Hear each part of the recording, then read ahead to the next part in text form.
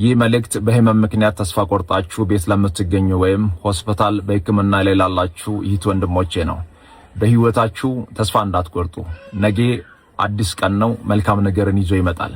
ሁሉ ጊዜ እናንተ ተስፋ ማድረግ ያለባችሁ በፈጣሪ ላይ ነው። ስለታመማችሁ መቆም አንችልም፣ ተስፋ የለንም፣ ከቤተሰብ ጋር ተመልሰን መገናኘት አንችልም፣ ወደ ስራችን መመለስ አንችልም እያላችሁ ለራሳችሁ የስንፍና ቃላቶችን እንዳታወሩ።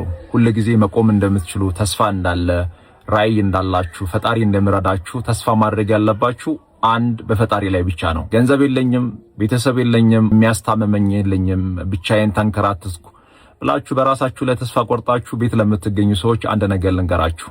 ፈጣሪ የሚወዳችሁን ሰው ይሰጣችኋል። ህመማችሁን የሚያስታምምላችሁን ሰው ይሰጣችኋል።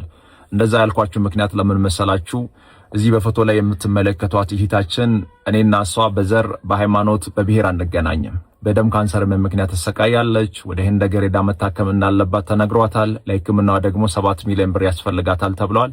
ለሷ ግን ምንም ነገር የላትም፣ ቤተሰብ የላትም። ቤተሰቦቿ አቅመ ደካሞች ናቸው።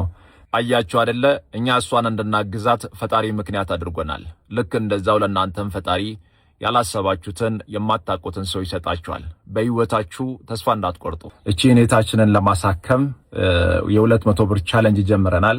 ይህንን ቪዲዮ የምትመለከቱ ይት ወንድሞች በዚህ ቻሌንጅ ላይ ተሳትፈን እቺን እህታችንን እናሳክማት።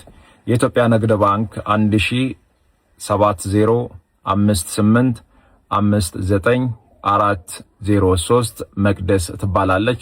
ሁላችንም በዚህ ቻሌንጅ ላይ ተሳትፈን እቺን እህታችንን እናሳክማት። ፈጣሪ መልካም ያደርጋል። አመሰግናለሁ።